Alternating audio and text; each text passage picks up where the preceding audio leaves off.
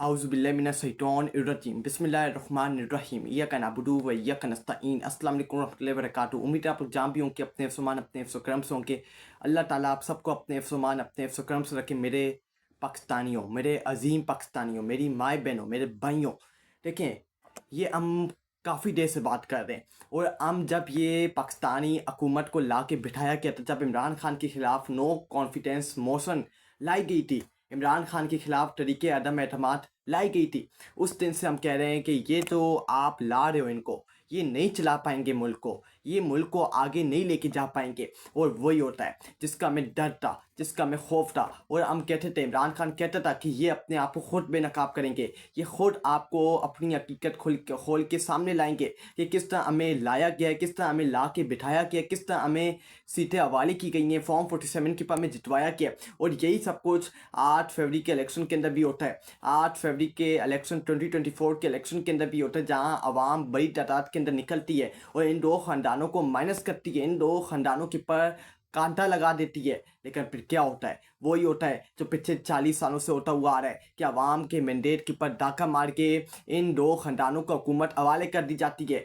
और आज ये दो ख़ानदान पिछले 2 साल तो इनको, ये जो नई हुकूमत बनी है 8 फरवरी के इलेक्शन के बाद, 3 साल इनको होने वाले हैं कि हुकूमत के अंदर बैठे हुए, और 4 साल हो गए हैं कि इन्होंने तरीके अदम एतमाद इमरान खान के ख़िलाफ़ लाई थी, और 4 साल हो गए हैं कि ये हुकूमत के पर हुकूमत अपने पास लेके बैठे हुए। और वज़ीर आज़म शहबाज शरीफ जो नाअहल वज़ीर आज़म है, वो भी कुर्सी के ऊपर बैठा हुआ है, जिसको मुल्क चलाने नहीं आता, और आसिफ अली ज़रदारी को सदर बना के बिठाया हुआ है। तो ये दो ख़ानदान जब इनके आपस में मुफादात आए तो ये मिल के बैठ गए और आप ये मिल के मुल्क को चला रहे हैं, और ये मुल्क इनसे नहीं चल पा रहा, और ये मुल्क को मुसलसल नुकसान पहुँचाते जा रहे हैं। और अब ये मोहसिन नकवी जो पाकिस्तान के इंटीरियर मिनिस्टर है, जो पाकिस्तान के वज़ीर दाखिला हैं, उन्होंने ये खुलेआम बात की है पाकिस्तानी मीडिया के सामने आके, पाकिस्तानी जर्नलिस्ट को अपने सामने बिठा के उन्होंने ये बात की है कि पाकिस्तानी सिस्टम, पाकिस्तानी निज़ाम कोलैप्स कर चुका है। ये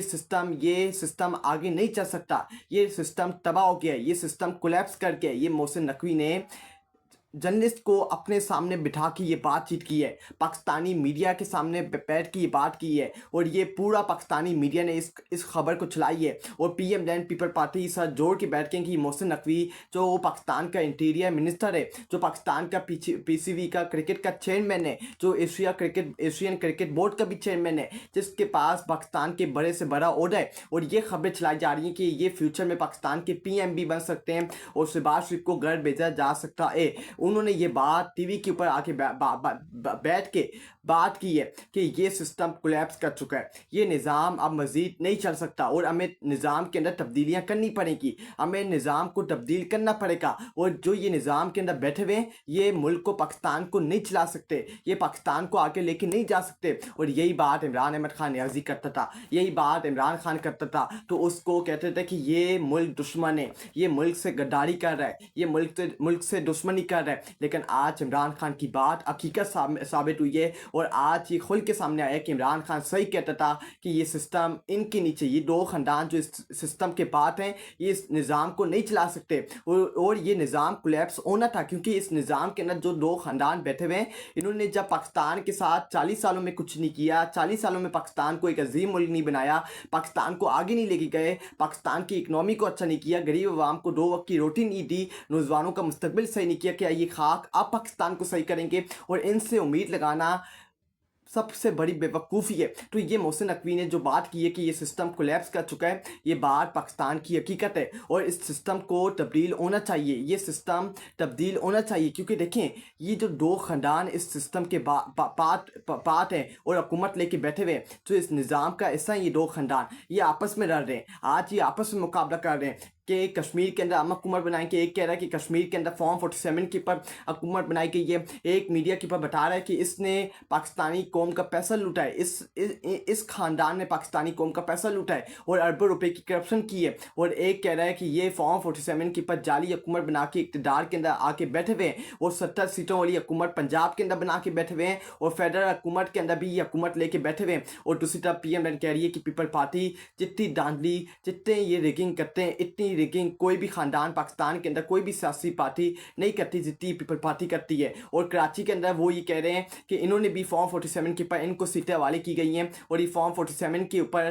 कराची के अंदर जितवाए गए हैं। तो ये आपस में लड़ रहे हैं क्योंकि इनको मालूम है कि आज नहीं तो कल नहीं तो कभी तो इनकी हकीकत खुल के सामने आएगी और एक दिन इनकी हकीकत खुल के आपके सामने आएगी कि ये कितने बड़े पाकिस्तान की दुश्मन हैं, जिन्होंने इस मुल्क को पाकिस्तान को पिछले 40 सालों में बैठ के इक़्तिदार के अंदर मज़े लूटे इक़्तिदार के मज़े उठाए, लेकिन पाकिस्तान को कभी भी अपने सिम के ऊपर पाकिस्तान को कभी भी अपने पाँव पे खड़ा नहीं किया। इस सब का इनको हिसाब किताब देना पड़ेगा और इन सब से इसका हिसाब किताब लिया जाएगा। लेकिन आप जब ये बात करते हो ना कि ये सिस्टम कोलैप्स कर चुका है, तो अब इस सिस्टम के अंदर तब्दीली आनी चाहिए। जब इमरान खान ये बात करता था ना, तो इमरान खान को गद्दार डिक्लेयर कर दिया जाता था। इमरान खान को कहा जाता था कि ये ज़हनी मरीज़ बन चुका है। इमरान खान को कहा जाता था कि ये मुल्क दुश्मन है, इसको मुल्क चलाने नहीं आता, इसको मुल्क हवाले किया गया तो ये मुल्क को पाकिस्तान को डिफ़ॉल्ट कर देगा, पाकिस्तान को तबाह कर देगा, बर्बाद कर देगा। जब यही दो ख़ानदान और मौलाना फजल रहमान और ये दो ख़ानदान मिल के इमरान खान के ख़िलाफ़ 2023 के अंदर तरीके अदम एतमाद लाए थे, तो उस टाइम इमरान खान ने बताया था कि मेरी हुकूमत तो गिर जाएगी लेकिन पाकिस्तान कभी भी आगे नहीं बढ़ पाएगा, पाकिस्तान की इकनॉमी कभी भी सेटल नहीं हो पाएगी, पाकिस्तान को मुसीबत का सामना करना पड़ेगा। और अमेरिका के कहने के पर पे पाकिस्तान के अंदर तरीके अदम एतमाद लाई जाती है 2023 के अंदर। और पाकिस्तान की एक मुंतखब हुकूमत जो 2018 से रूल करती है पाकिस्तान को, पाकिस्तान आगे जाता, पाकिस्तान के अंदर दहशतगर्दी के वाक़यात कम हो रहे थे, पाकिस्तान के अंदर अमन आता, KPK के अंदर अमन आता, बलूचिस्तान के अंदर अमन आता, पूरा पाकिस्तान अच्छा जाता, पाकिस्तान की इकनॉमी ऊपर जा रही थी, पाकिस्तान के हालात अच्छे हो रहे थे, पाकिस्तान की इज़्ज़त के अंदर इजाफा होता जाता, पाकिस्तान के ताल्लुकात दुनिया वालों के साथ अच्छे होते जाते, रशिया के साथ पाकिस्तान के ताल्लुकात अच्छे होते, पाकिस्तान अपनी असल पहचान के साथ आगे बढ़ता, पाकिस्तान आसमानों से बातें करता, आसमान तक पाकिस्तान पहुँचने वाला था। लेकिन फिर ये नाअहलों का टोला, ये नालायकों को करप्ट लोगों को, करप्ट माफिया को, इन दो ख़ानदानों को मुल्क हवाले किया जाता है और मुल्क के ऊपर इनको ला के बिठा दिया जाता है, जो जिनके बड़े बड़े बयानात आज भी आपके सामने मौजूद हैं, जो कहते थे कि हम एक साथ मिलके कभी नहीं बैठेंगे, हम एक का हिसाब किताब लेंगे, इससे पाकिस्तान को तबाह किया, पाकिस्तान को बर्बाद किया, हम इसका हिसाब किताब लेंगे, हम इसको लटकाएंगे, लेकिन इनके साथ हम बैठेंगे नहीं, इनकी हम फाइलें खोलेंगे, हम इनका हिसाब किताब लेंगे, हम इनको जेलों में डालेंगे, हम इनको लटकाएंगे, इनको हम माफ़ करने वाले नहीं हैं। ये वही नवाज शरीफ है जो आज बड़े बड़े दावे के साथ बैठा हुआ इक़्तिदार के अंदर फॉर्म 47 के ऊपर जो भगोड़ा है, जो 4 साल पाकिस्तान के साथ धोखा फ्रॉड करके पाकिस्तान से बाहर भागा रहा, और फिर पाकिस्तान इस उम्मीद के साथ आया कि मैं अपने केसेस मुझे माफ़ किए जाएं और मैं चौथी बार वज़ीर आज़म का इलेक्शन के अंदर अपनी कैंपेन चलाऊंगा, लेकिन इसको मुँह की खानी पड़ी और पाकिस्तानी कौम ने इसको रिजेक्ट किया और बताया कि नवाज शरीफ तुम्हारी पाकिस्तान की सियासत के अंदर मज़ीद जगह नहीं है, तुम्हें हम पाकिस्तान की सियासत के अंदर मज़ीद सियासत करने नहीं देंगे और तुम्हें गद जाना पड़ेगा। और आसिफ अली जरदारी, ये नवाज शरीफ, ये बिलाल भुट्टो जरदारी, ये मरियम नवाज, ये शहबाज शरीफ, ये वही लोग हैं जब इमरान खान की हुकूमत के अंदर इतनी सी महंगाई होती थी तो ये कंटेनर के ऊपर चढ़ के, और इसके अंदर मौलाना फजल रहमान भी होता था, ये लोग मिल के लॉन्ग मार्च करते थे कि हमने इस्लामाबाद की तरफ आना है, हम इस्लामाबाद की तरफ आएंगे, हम रुकने वाले नहीं हैं। कंटेनर के ऊपर लगाते थे कि महंगाई मार्च करने आ रहे हैं, हम फेडरल हुकूमत के ऊपर कब्जा करने आ रहे हैं, हम ये हुकूमत गिराने आ रहे हैं और पाकिस्तान के लिए एक उम्मीद लेके आ रहे हैं, तो आपने निकलना है। तो आज आप देखें कि महंगाई आसमानों से बातें कर रही है इमरान खान की हुकूमत, और आज की महंगाई का मुकाबला कर लें तो कोई मुकाबला ही नहीं बनता। लेकिन आज इनको ये समझ नहीं आएगी क्योंकि आज ये इक़्तिदार के अंदर बैठे हुए हैं, कल को ये इक़्तिदार से बाहर बैठे हुए थे, तो इसलिए ये आवाम को और मेरी 24 करोड़ आवाम को, मेरी गरीब आवाम को, मेरे नौजवानों को, मेरी माँ बहनों को चूंटियाँ बनाते कि हम मुल्क को उठाने आ रहे हैं, हम मुल्क को स्टेबल करने आ रहे हैं, आप हमें एक और मौका दें। तुम्हें मौके दे दे के तुमने पाकिस्तान की ये हालत कर दी है। और आज भी ये कहते हैं कश्मीर का इलेक्शन हो, गिलगित का इलेक्शन हो, कहीं भी इलेक्शन हो, तो आज भी ये कैंपेन के दौरान यही कहते हैं कि हमें एक और मौका दिया जाए, हमें एक और हुकूमत हमारे हवाले की जाए, हम ये कर देंगे, हम मोटरवे बना देंगे, हम सड़क बना देंगे। मेरी बात हमेशा याद रखना पाकिस्तानियों, कौमें कभी सड़क बनाने से नहीं बनती, कौमें कभी एयरपोर्ट बनाने से नहीं बनती, कौमें कभी जो गैरमंद कौमें होती है ना, वो सड़क के पीछे नहीं जाती, वो एयरपोर्ट बनाने के पीछे नहीं जाती, वो मोटरवे बनाने के पीछे नहीं जाती। वो कहती हैं कि हमारे हकूक़, हमारे राइट हमें दिए जाए, इसके ऊपर बात करती हैं, एक इंसाफ के ऊपर बात करती हैं कि हमें इंसाफ दिया जाए, हमें अमन दिया जाए, इसके ऊपर बात करती हैं। और ये कौम जाती है, एक अजीम कौम बनती है। ये सड़क बनाने से, ये मोटरवे बनाने से, ये एयरपोर्ट बनाने से कौमें नहीं बनती। और ये हमने देख लिया है कि पाकिस्तान को मोटरवे भी बना के दी गई है, पाकिस्तान को सड़क भी बना के दी है, एयरपोर्ट भी बना के दी है। क्या पाकिस्तान अब तक खड़ा हो पाया? पाकिस्तान की इकनॉमी स्टेबल हो पाई है? Absolutely not. तो पाकिस्तान का एक ही हल है कि इन दो ख़ानदानों को पाकिस्तान से सफाया करना पड़ेगा, पाकिस्तान का इनसे खात्मा करना पड़ेगा, तो जाके पाकिस्तान आगे बढ़ सकता है। जब तक आज आप देखेंगे नए सूबे की जैसी बात आती है तो ये कह रहे हैं कि हम नए सूबे बनने नहीं देंगे। क्यों नहीं नए सूबे बनने देंगे? आज इमरान खान, क्या इमरान खान इसका मुखालिफ है? नहीं है। क्यों नहीं इमरान खान इसका मुखालिफ नए सूबों का? क्योंकि इमरान खान का जीना मरना पाकिस्तान में है। इमरान खान पाकिस्तान की बेटी जाता है, पाकिस्तान को ऊपर देखना चाहता है, पाकिस्तान को एक अजीम मुल्क बनाना चाहता है। पाकिस्तान एक ख्वाब था कि हमने पाकिस्तान को दुनिया के मुल्कों के साथ मुकाबला करवाना है। इमरान खान वो पाकिस्तान देखना चाहता है। इसलिए इमरान खान को इससे कोई परेशानी नहीं है, क्योंकि उसने कोई जायदाद कारोबार पाकिस्तान से बाहर नहीं बनाया हुआ, कोई अपना बैंक अकाउंट पाकिस्तान के अंदर नहीं खोला हुआ कि मैंने पाकिस्तानी कौम का पैसा लूटना है। इन दो खानदानों को इसलिए फिक्रमंद है कि हम नए सूबे बनने नहीं देंगे, क्योंकि इनको पता है कि अगर हमने नए सूबे पंजाब सिंध के अंदर बनने दिए, बलूचिस्तान के अंदर बनने दिए, तो सबसे बड़ी मुसीबत इनकी पढ़ाई की, पैसा लूटना बंद हो जाएगा। और इनकी हुकूमत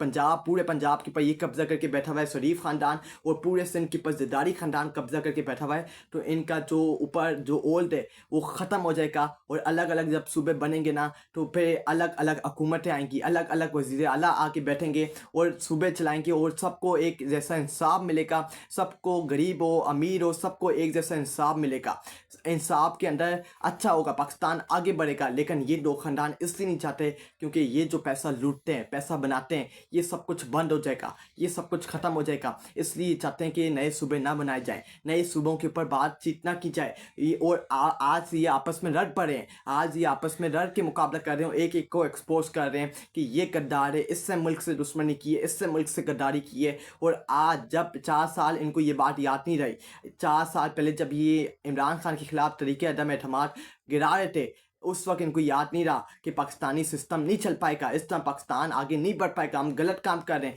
लेकिन आज 4 साल बाद अल्लाह के इनको याद आया है कि पाकिस्तान के अंदर सिस्टम कोलैप्स कर चुका है और पाकिस्तान ऐसे आगे नहीं चल सकता। हमें इस सिस्टम को नया बनाना पड़ेगा, इस सिस्टम के अंदर काम करने पड़ेंगे, जब भी जाके हमारा मुल्क आगे बढ़ेगा। और मोहसिन नकवी ने यह भी बात की है कि हमारे जो आर्मी चीफ हैं सैयद आसिम मुनीर, उनके जितने भी अच्छे ताल्लुकात होंगे अमेरिका के साथ, उसका पाकिस्तान को फ़ायदा नहीं होगा जब तक ये सिस्टम रहेगा, जब तक ये निज़ाम रहेगा। हम अमेरिका से जितने भी अच्छे ताल्लुकात बना लें, आर्मी चीफ आसिम मुनीर जितने भी अच्छे ताल्लुकात उनसे बना लें, पाकिस्तान को फ़ायदा नहीं होना, क्योंकि ये सिस्टम कोलैप्स कर चुका है। ये मोहसिन नकवी के अल्फाज हैं जो उन्होंने मीडिया के ऊपर आके बताएं, मीडिया के आगे ये अपने अल्फाज अपने मुंह से निकालें हैं कि ये सिस्टम कोलैप्स कर चुका है। लेकिन जब भी वो ये कहते हैं कि शहबाज स्पीड, जो अपने आप को शहबाज स्पीड कहता था, शहबाज हुकूमत फॉर्म 47 की हुकूमत ये अपने 5 साल पूरे करेगी, एक तरफ मोहसिन नकवी कहते हैं कि सिस्टम कोलैप्स कर चुका है, और एक तरफ उनको यकीन दहानी करवाई जाती है कि आप 5 साल मुकम्मल करेंगे। जब सिस्टम कोलैप्स कर चुका है तो इनको मज़ीद मौका क्यों देना है? इनको मज़ीद हुकूमत हवाले क्यों करनी है? नए इलेक्शन करवाए जाएँ, शफाफ इलेक्शन करवाए जाएँ और आवाम का मैंडेट कबूल किया जाए। मैं आपको वादा करता हूँ कि आप नए इलेक्शन करवा के देख लें। आप पूरे पाकिस्तान, कश्मीर हो, गिलगित हो, ये पंजाब हो, सिंध हो, कराची हो, इस्लामाबाद हो, पिंडी हो, आप हर जगह KPK हो, हर जगह आप नए इलेक्शन करवाएं और फिर आवाम का मैंडेट कबूल करें। पाकिस्तान ऐसे ऊपर जाएगा ना, और फिर पाकिस्तान कभी पीछे मुड़ के नहीं देखेगा कि जो हमसे गलतियाँ हो गई हैं उसको अब भी मौका है कि हम सेटल करें और हमारा मुल्क एक अजीम मुल्क बन सकता है अगर हम अपनी गलतियाँ दोबारा ना दोहराएं और अपने मुल्क को ऊपर लेके जाने की इस उम्मीद से हम बैठे हुए हैं कि हमारा मुल्क एक अजीम मुल्क बनेगा, पाकिस्तान ऊपर जाएगा। तो पाकिस्तान को ऊपर लेके जाने के लिए हमें पाकिस्तान के अंदर काम करना पड़ेगा, सिस्टम को तब्दील करना पड़ेगा, निज़ाम को तब्दील करना पड़ेगा। और अगर हमारा निज़ाम सिस्टम ये तब्दील हो जाता है तो हमारा मुल्क पाकिस्तान एक अजीम मुल्क बन सकता है और दुनिया के मुल्कों के साथ मुकाबला कर सकता है। और हमें किसी मुल्क से भीख मांगने की ज़रूरत नहीं पड़ेगी जब हम इन दो ख़ानदानों को, जो बड़े चोर हैं, जो बड़े ख़ानदान हैं, इनका घेरा तंग कर देंगे और इनको पकड़ के इनका हिसाब किताब लेंगे और इन्होंने जितना पैसा लूटा है इनसे पैसा निकलवाएंगे। तो आप देखेंगे कि आप जो IMF के पास जाते हैं कर्जा लेने, लोन लेने, वो आपको जाने की ज़रूरत ही पड़ेगी और आपका मुल्क एक अजीम मुल्क बन जाएगा और कोई भी पाकिस्तान को फिर आगे बढ़ने से नहीं रोक सकता।